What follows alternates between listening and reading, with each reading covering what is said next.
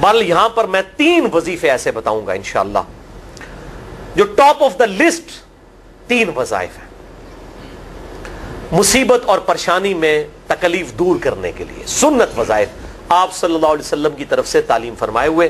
ان میں سے پہلا وظیفہ یہی جس کا قرآن میں بھی ذکر آ گیا کہ جو ان الفاظ کے ساتھ ہمیں پکارے گا، اللہ تعالیٰ فرماتا ہے کذالک ننجی المؤمنین، ہم اہل ایمان کو بھی نجات دیں گے اس طریقے سے، صرف یونس کو نہیں، اہل ایمان کو بھی۔ چنانچہ اسی کانٹیکسٹ میں پہلا وظیفہ ہے یہ لا الہ الا انت سبحانک انی کنت من الظالمین کا۔ لیکن اس سے پہلے میں ایک امپورٹنٹ بات کروں دعا کے حوالے سے کہ دعا کی قبولیت کا ایک پروٹوکول بھی ہے۔ ویسے تو آپ مسئلہ 82 دیکھیں گے، اس میں میں نے اور باتیں بھی کی ہیں، ٹاپک دوسری طرف چلا جائے گا، لیکن انصاف ہے کہ میں اس چیز کو بھی ایڈریس کروں۔ جامعہ ترمذی میں صحیح سند کے ساتھ یہ حدیث موجود ہے، انٹرنیشنل نمبر کے مطابق 593 نمبر حدیث ہے، اور یہ حدیث مشکات میں آپ کو پہلی جلد میں درود شریف والے چیپٹر میں بھی مل جائے گی۔ اور مشکات کو میں نے ڈکلیئر کیا ہے مشکات از دا انسائکلوپیڈیا آف حدیث، یعنی آپ کو جتنی حدیثیں سکیٹرڈ فارم میں ملیں گی کتب ستہ اور اس سے بھی باہر 13 کتابوں میں، مشکات میں آپ کو مل جائیں گی۔ میں نے اسی لیے مشکات پہ پورا لیکچر ریکارڈ کروا دیا ہے، مسئلہ نمبر 111B کے عنوان سے مشکات المصابیح کا مکمل تعارف، وہ ضرور دیکھیں۔ یعنی مشکات 3 جلدوں میں آپ لے لیں تو انسائکلوپیڈیا آف حدیث آپ کے پاس آ گیا۔ 6294 احادیث ہیں، اور اس میں چونکہ احادیث کی تکرار نہیں ہے تو کتب ستہ اس کے علاوہ بھی 12-13 کتابیں جو ہیں اس میں کور ہیں، اس میں بھی یہ حدیث موجود ہے۔ جامعہ ترمذی میں انٹرنیشنل نمبر کے مطابق 593 نمبر۔ سیدنا عبداللہ ابن مسعود رضی اللہ تعالیٰ عنہ کہتے ہیں کہ ایک دفعہ میں آپ صلی اللہ علیہ وسلم کی موجودگی میں نماز پڑھ رہا تھا، اور سیدنا ابو بکر اور عمر رضی اللہ تعالی عنہما وعلیہم السلام وہ بھی وہاں پہ موجود تھے۔ میں نماز کے جب یعنی کہ تشہد میں بیٹھا، میں نے اللہ کی حمد کی، التحیات للہ والصلوات والطیبات، اس کے بعد درود پڑھا، اور اس کے بعد میں نے دعا مانگنا شروع کی تو آپ صلی اللہ علیہ وسلم نے ارشاد فرمایا سل تعطا، سل تعطا، مانگ تجھے دیا جائے گا، مانگ تجھے دیا جائے گا۔ یعنی جو درود شریف اور ذکر کے ذریعے متوجہ ہوتا ہے اللہ تعالیٰ اس کی دعا قبول کرتا ہے۔ اور پھر ابن مسعود ادھر ہی روایت کرتے ہیں، ساتھ ہی جامعہ ترمذی میں دوسری حدیث ہے صحیح سند کے ساتھ کہ ایک شخص آیا، اس نے جو ہے وہ نماز کے دوران حمد و درود کے بغیر ڈائریکٹ اللہ سے مانگنا شروع کر دیا، تو جب وہ فارغ ہوا آپ صلی اللہ علیہ وسلم نے اسے بلا کر کہا کہ سائل تو نے مانگنے میں جلدی کی، تجھے چاہیے کہ جب دعا مانگنے لگے پہلے اللہ کی حمد بیان کر، پھر مجھ پر درود پڑھ، اور پھر اللہ کی طرف متوجہ ہو۔ اور اس حدیث میں آتا ہے کہ ایک اور شخص آیا، یعنی ابن مسعود وہ خود تھے، اور اس نے اللہ کی حمد اور درود کے ذریعے دعا مانگی تو آپ صلی اللہ علیہ وسلم فرمایا سل تعطا، سل تعطا، مانگ تجھے دیا جائے گا، مانگ تجھے دیا جائے گا۔ درود شریف پہ میں الگ سے بھی لیکچر دے چکا ہوں، مسئلہ نمبر 56 کے عنوان سے 2 گھنٹے کی گفتگو ہے۔ درود شریف کے صحیح فضائل اور صحیح احکام و مسائل بڑی ڈیٹیل کے ساتھ ہر اینگل سے درود شریف کے حوالے سے آپ کو وہ سمجھ لیں کہ انسائکلوپیڈیا ہے وہ لیکچر، مسئلہ نمبر 56 اہل سنت پاک.com پہ۔ تو دعا کے لیے حمد اور درود شریف ضروری، اس لیے دیکھیں نماز کی انٹلیکچوئل ترتیب ہے، آپ پہلے دعا کرتے ہیں التحیات للہ والصلوات والطیبات، اللہ کی حمد کرتے ہیں، پھر نبی صلی اللہ علیہ وسلم پر سلام عرض کرتے ہیں السلام علیکہ ایھا النبی، اس کے بعد آپ درود پڑھتے ہیں، اور اینڈ پہ آپ دعا مانگتے ہیں اللہم انی اعوذ بک من عذاب جہنم ومن عذاب القبر ومن فتنة المحیا والممات ومن شر فتنة المسیح الدجال، یا اللہم ربنا آتنا فی الدنیا حسنة وفی الآخرة حسنة وقنا عذاب النار، یا رب اجعلنی مقیم الصلاة ومن ذریتی ربنا وتقبل دعائی ربنا اغفر لی ولوالدی وللمؤمنین یوم یقوم الحساب۔ کوئی بھی دعائیں مانگیں، یہ بھی مانگیں جو میں وظائف بتا رہا ہوں، کیونکہ بخاری اور مسلم کی متفق علیہ حدیث ہے۔ مشکات میں آپ کو تشہد والے چیپٹر میں حدیث مل جائے گی کہ نماز میں تشہد میں درود کے بعد جو چاہو اپنے رب سے مانگو، یعنی عربی میں مانگنا ہوگا، دعائیں مانگے، دعائیں معصورہ کتاب و سنت میں جتنی ہیں وہ مانگے، اس کے علاوہ بھی مانگ سکتے ہیں اگر الفاظ درست ہوں لیکن عربی زبان میں۔ تو یہ پہلا وظیفہ جامعہ ترمذی میں انٹرنیشنل نمبر کے مطابق 3505، مشکات میں 2292 نمبر یہ حدیث ہے، اور قرآن حکیم میں تو ہم پڑھ چکے ہیں سورۃ الانبیاء آیت نمبر 87 اور 88 میں آپ صلی اللہ علیہ وسلم نے ارشاد فرمایا کہ یونس علیہ السلام نے مچھلی کے پیٹ میں اپنے رب کو ان الفاظ کے ساتھ پکارا تھا لا الہ الا انت سبحانک انی کنت من الظالمین، اور پھر آپ صلی اللہ علیہ وسلم نے فرمایا کہ جو کوئی شخص اپنے کسی بھی معاملے میں کسی بھی پریشانی میں اس دعا کے ذریعے اللہ کی طرف متوجہ ہو, اللہ تعالیٰ اس کی دعا کو قبول فرما لیتا ہے. اور قرآن میں بھی آ گیا نا کذالک ننجی المؤمنین. اور کتنا بڑا فتویٰ آیا میرے بھائیوں, سورہ الصافات 143 144, فلولا انہ کان من المسبحین, اگر یونس ہمیں ان الفاظ میں ہماری تسبیح نہ کرتا, للبث فی بطنہ الی یوم یبعثون, تو مچھلی کے پیٹ میں قیامت تک مچھلی کے پیٹ میں رہتا اگر اس طرح نہ ہمیں پکارتا, اس کی قبر مچھلی کا پیٹ بن جاتی. یعنی یہ اتنا عطاب, اور وہ دور ہو گیا اس دعا سے, بہت بڑے اسماء اعظم میں سے ہے. تو یہ بہترین دعا, بہترین وظیفہ, اسماء اعظم میں سے بہترین چیز, اور سب سے بڑھ کر جو میں نے بات کی کہ بہترین استغفار, اللہ سے توبہ مانگنے کا بہترین ذریعہ. اور کس طریقے سے, اے اللہ تو تو پاک ہے نا, تجھ سے تو غلطی نہیں ہوگی, میں بندہ ہوں, غلطی کروں گا, تو اللہ نے تو معاف کرنا ہے نا, کیونکہ جب بندے نے اپنی عاجزی کا اظہار کر لیا ہے اور اللہ تعالیٰ کو بتایا اللہ یہ تیری کوالٹی ہے, تو غلطی نہیں کرتا, تو میں تو انسان ہوں, غلطی کروں. تو یہ ہے پہلا وظیفہ. دوسرا وظیفہ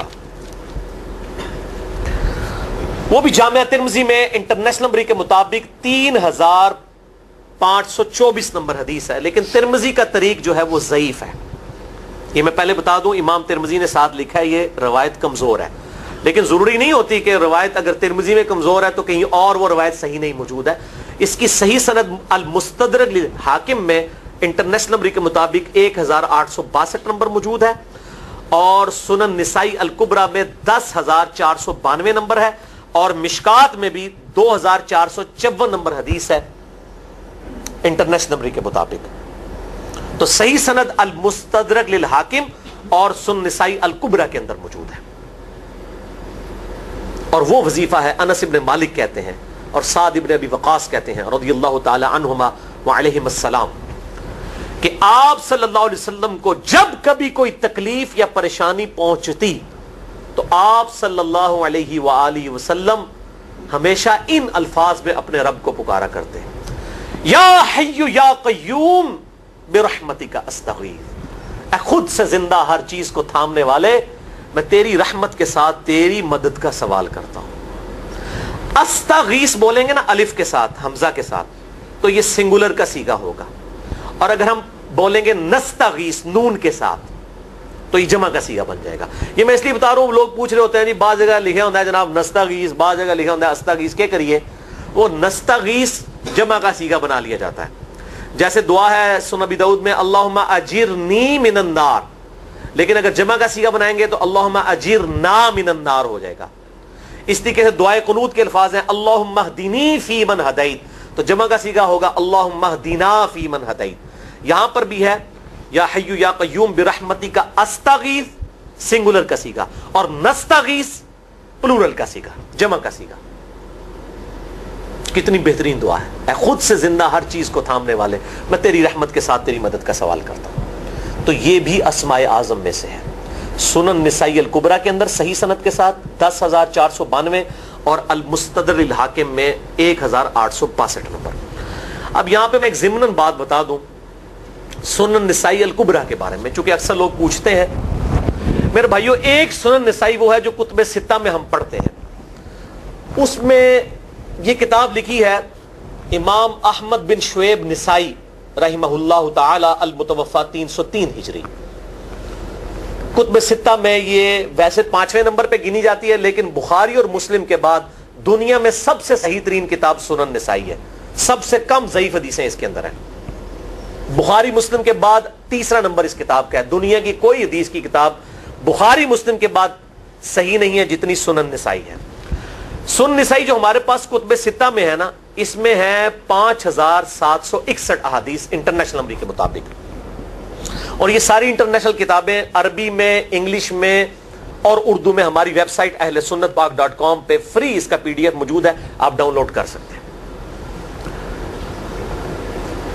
5761 احادیث ہیں اس سنن نسائی میں جو ہمارے پاس ہے.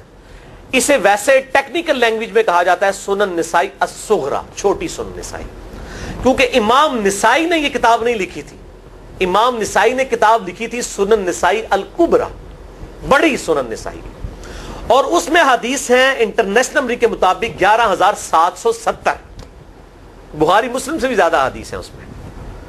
لیکن یہ امام نسائی کے ایک شاگرد تھے امام ابن السنی، انہوں نے اس کو مختصر کر کے نا چھوٹی کتاب بنا دیا، اور اب پبلک میں یہی چھوٹی کتاب مشہور ہے. اس کی وجہ سے جب ہم سنن نسائی الکبریٰ کا آپ مشکات میں دیکھیں گے نا تو وہ فرق نہیں کرتے ہیں. جب وہ سنن نسائی کا حوالہ دیتے ہیں نا تو آپ کو نسائی میں وہ ملے گا بھی نہیں، وہ الکبریٰ میں ہوتا ہے، کیونکہ وہ اس تفریق کو مانتے نہیں، وہ تو سنن نسائی الکبریٰ کو سنن نسائی مانتے ہیں. جبکہ ہماری پبلک جو ہے وہ سنن نسائی، میں اب حوالہ دے رہا ہوتا ہوں کہ جی سنن نسائی الکبریٰ میں 9,928 نمبر حدیث ہے کہ جو آیت الکرسی پڑھ لے فوراً بعد کسی بھی نماز کے فرض کے فوراً بعد تو مرتے ہی جنت میں داخل ہوگا. تو لوگ کہتے ہیں جناب نسائی تے حدیث ہیں جناب 5,761 نے، تسی 9,928 کی تمہیں دس دیو. تو میں ساتھ حالانکہ بول رہا ہوتا ہوں سنن نسائی الکبریٰ، میں نے کبھی اس کے بغیر نہیں بولا. تو الکبریٰ سے آپ کا دماغ تو کام کرنا چاہیے، الکبریٰ کیوں بول رہا ہے ساتھ؟ کوئی یہ صغریٰ بھی ہے جس کی یہ الکبریٰ ہے بڑی، اور ہمارے گرین کارڈ میں یہ وظیفہ لکھا ہوا ہے الکبریٰ کے ساتھ. اسی طریقے سے جو میرا وہ واقعہ کربلا کے اوپر 150 اسناد پر مشتمل پمفلٹ ہے، ریسرچ پیپر نمبر 5B واقعہ کربلا کا حقیقی پس منظر 72 صحیح الاسناد احادیث کی روشنی میں. 72 کا تو ٹائٹل ہے شہدائے کربلا کی نسبت سے، احادیث اس میں 150 ہیں. اس میں اکثر حدیثوں کے حوالے میں نے سنن نسائی الکبریٰ سے دیے ہوئے ہیں. وہ لوگ کہتے ہیں مل ہی نہیں رہی ہے، تو میرے بھائی وہ سنن نسائی الکبریٰ آپ کے پاس ہوگی تو آپ کو ملے گا نا. تو سنن نسائی الکبریٰ الگ سے وہ اصل کتاب ہے، اس میں سے سنن نسائی الصغریٰ بنائی گئی ہے. اسی سنن نسائی الکبریٰ کا چیپٹر ہے خصائص علی، جس میں 194 حدیث ہیں سیدنا مولا علی رضی اللہ تعالیٰ عنہ علیہ السلام کی شان میں. امام نسائی نے ناسبیوں کے خلاف وہ کتاب کا وہ چیپٹر لکھا، وہ خصائص علی چیپٹر ہے سنن نسائی الکبریٰ کا. اس طریقے سے فضائل صحابہ بھی امام نسائی کی جو کتاب ہے وہ بھی اسی کتاب کا چیپٹر ہے. اسی طریقے سے عمل الیوم واللیلہ، صبح و شام کے جو اذکار ہیں وہ چیپٹر بھی اسی سنن نسائی الکبریٰ میں سے ہے.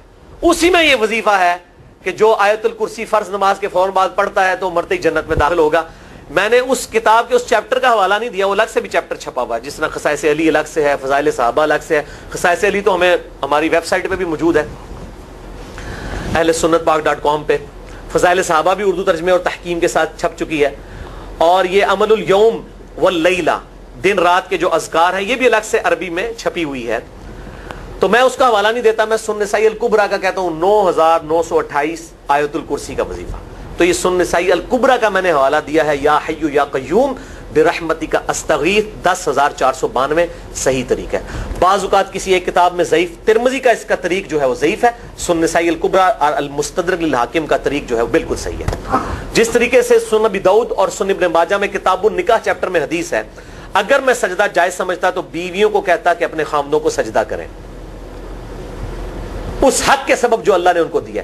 تو ابو داؤد اور ابن ماجہ کی روایت ضعیف ہے، اس میں شریک القاضی مدلس ہے اور ان سے روایت کر رہے ہیں، اور مدلس کی ان والی روایت سما کی تصریح کے بغیر ضعیف ہوتی ہے.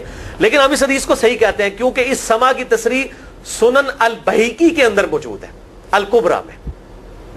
تو ہم پھر اس کی بنیاد پہ کہتے ہیں چونکہ وہاں پر صحیح، لہذا اس کو ہم کہتے ہیں شواہد کی بنیاد پہ صحیح. یہ میں آپ کو ٹیکنیکل چیزیں بتا رہا ہوں، یہ وہ چیزیں جو آپ کے کئی وہ جو بڑے بڑے علماء پڑھ کے فارغ ہوتے ہیں ان کو بھی یہ باتیں نہیں پتہ ہوتی ہیں. وہ کہتے ہیں جناب آپ کی تو پڑھے ہو، اور میں کہنا پائی میرے آئنسٹائن تے نیوٹن کو کسی مدرسے تو پڑھنے کی ضرورت نہیں ہوتی. نیوٹن 8ویں کلاس ہی نسیا ہوا ہے، آج نیوٹن ہوتے PhD ہوتی فزکس تھی. مجھے غامدی صاحب کا جملہ یاد آیا، ان سے کسی نے پوچھا کہ یہ جو روایتی علماء ہیں اور مولانا مودودی آپ ان کو کیسے دیکھتے ہیں؟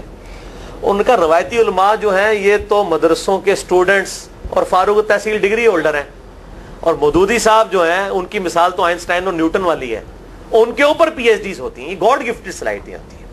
ان مدرسوں کی آؤٹ پٹ مودودی صاحب اور ڈاکٹر اسرار، ڈاکٹر ذاکر نائک اور احمد دیدار صاحب تو نہیں ہو سکتے. یہ گاڈ گفٹڈ صلاحیتیں ہوتی ہیں. تو میں اس لیے ساتھ ساتھ کلیئر کر رہا ہوں تاکہ یہ جو ایمبیگوٹیز آتی ہیں اس حوالے سے وہ کلیئر ہو جائیں. بہرحال یہ دوسرا وظیفہ ہو گیا. اب تیسرا وظیفہ جو ہے کمال وظیفہ، صحیح بخاری میں موجود ہے، انٹرنیشنل نمبر کے مطابق 4,563 نمبر. ابن عباس رضی اللہ تعالی عنہما کہتے ہیں وعلیہم السلام، وہ کہتے ہیں کہ سیدنا ابراہیم علیہ السلام کو جب آگ میں پھینک رہے تھے نا تو ابراہیم علیہ السلام نے اس وقت کہا تھا حسبنا اللہ و نعم الوکیل، ہم نے اللہ ہی پر بھروسہ کیا اور وہی بہتر کارساز ہے. اور تمہارے نبی صلی اللہ علیہ وسلم کو بھی جب مصیبت اور پریشانی آتی تھی وہ بھی پڑھا کرتے تھے حسبنا اللہ و نعم الوکیل، ہم نے اللہ ہی پر بھروسہ کیا اور وہی بہتر کارساز ہے. اس کے اندر وہ شعر جو بنا دیا نا نعم المولا و نعم النصیر، ویسے الگ سے آیت ہے، الگ سے آیت ہے، لیکن یہ شعر نہیں بنانا، بس اتنا ہی وظیفہ ہے حسبنا اللہ و نعم الوکیل. اور یہ جو انہوں نے کہا کہ نبی صلی اللہ علیہ وسلم بھی یہ کہتے تھے، اس کا ذکر الحمدللہ قرآن میں بھی موجود ہے، اس سے بھی بڑھ کر سورہ آل عمران کی 173 نمبر آیت میں ہے کہ جب نبی صلی اللہ علیہ وسلم اور اہل ایمان کو یہ خبر پہنچی کہ کافر ان کے خلاف سازشیں کر رہے ہیں، تو نبی اور اہل ایمان نے پکارا حسبنا اللہ و نعم الوکیل. تو حسبنا اللہ و نعم الوکیل قرآن کی آیت بھی ہے، اور یہ ہے وہ آیت، وظیفہ قرآن میں آیا ہوا ہے یہ آل عمران 173 اور صحیح بخاری 4563. اور مجھے بڑا وجد آیا کہ ابراہیم علیہ السلام کو جب آگ میں پھینکنے لگے تھے انہوں نے اس وقت اللہ کو ان الفاظ کے ساتھ پکارا حسبنا اللہ و نعم الوکیل. اچھا یہ جتنے بھی وظیفے ہیں نا میرے بھائیوں، ان کا فائدہ اسی وقت ہے جب آپ کو ترجمہ بھی ان کا آتا ہوگا، ورنہ آپ روزانہ جتنی مرضی تسبیح کھینچتے رہے کوئی فرق نہیں پڑے گا. اس لیے میرا ایک پرسنل مشورہ ہے کہ جب بھی یہ وظیفے پڑھے نا آپ، اردو ترجمہ بے شک آتا بھی ہو رہا ہے، ایک دفعہ اپنی زبان میں اس کو ریپیٹ کریں. یعنی آپ پڑھیں حسبنا اللہ و نعم الوکیل، میں نے اللہ ہی پر بھروسہ کیا اور وہی بہتر کارساز ہے. آپ دیکھیں یہ صوت القرآن چینل میں جب وہ عربی چل رہی ہوتی ہے، جیسے ہی وہ مراج الدین خان کا ترجمہ شروع ہوتا ہے نا، کیسے کب کبھی تاری ہو جاتی ہے، کیونکہ وہ ہماری زبان میں بات ہو رہی ہوتی ہے نا. ابھی تو نہیں قیام اللیل میں رو رہے ہوتے، ان کی زبان میں بات ہو رہی ہوتی ہے، اپنی زبان کا اثر ہوتا ہے. اسی طریقے سے آپ لا الہ الا انت سبحانک انی کنت من الظالمین، یا حسبنا اللہ و نعم الوکیل، یا حی یا قیوم برحمتک استغیث، جو بھی وظیفے پڑھیں نا، ایک دفعہ ان وظیفوں کو جب آپ الگ سے دعا مانگ رہے ہوں اس وقت اس کو آپ اپنی زبان میں بھی دہرائیں. اور اس کے لیے کوئی تسبیح نہیں کھینچنے کی ضرورت کہ آپ نے اتنے 100 دفعہ پڑھنا ہے. تسبیح تو ویسے ٹھیک ہے، وہ آپ استعمال کر سکتے ہیں، لیکن آپ چلتے پھرتے اٹھتے